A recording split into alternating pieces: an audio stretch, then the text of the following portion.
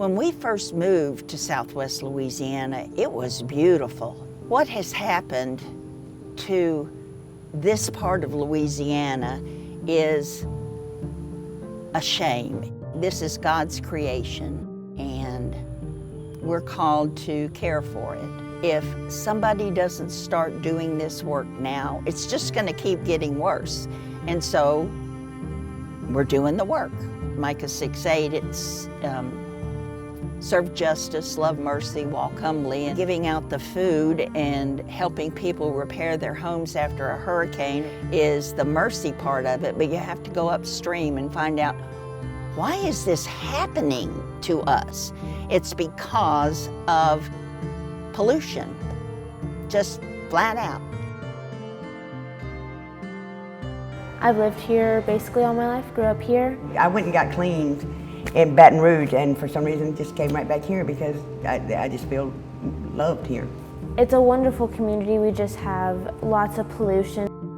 Honestly, Cindy brought that to light for me, and just how bad the pollution is around here. So I start worrying about, am I going to be diagnosed with something 10 years from now because I'm around all the chemicals here? There's a lot of people, especially the youth, don't really pay attention to any of that, but it actually affects them kind of the most. We pull them in with the giveaway so that they get something that can fill their bellies, and then they get information.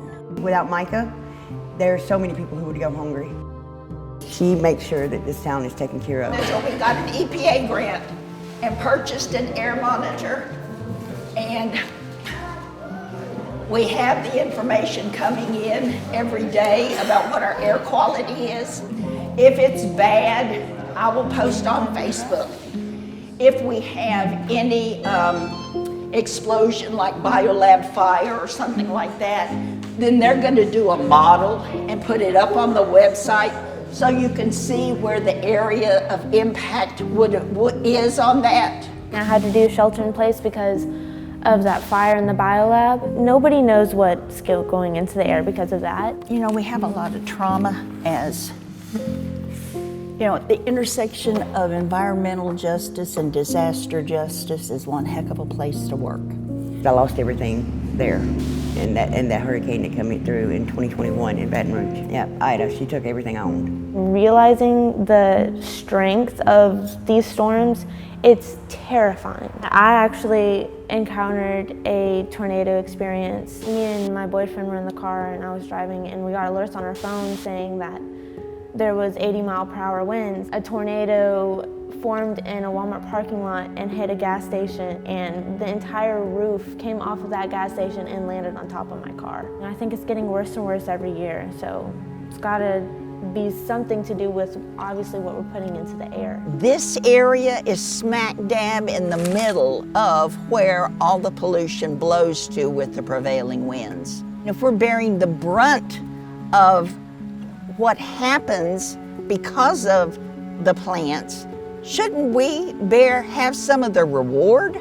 Justice would be we have clean air to breathe so that we're not as sick as we are. Justice would be that we have schools that are funded by taxes, and not deplenished by tax breaks. We would have a government, a state government that puts its citizens first and not business first. So the folks here, they may not know about what's going on because there's been such a concerted effort to hide the truth from them, but as we start working with people and they get the information, there's going to be a change. I mean, the government put a pause on LNG. We can make a difference. We can make things happen. These folks are powerful. They've lived through hurricanes, they've lived through industrial accidents, they've lived through all this, and they're still here and still fighting. Thank you so much, Cindy, for everything you've done for me. Oh, hell, girl, you did more than I ever did. You're the strong one. I love you, Dee. I love you too. Oh, right, now, chin up. Help me remember your Serve justice, serve love justice, mercy, walk humbly. serve justice, walk, Love mercy. love mercy, and walk Walk humbly.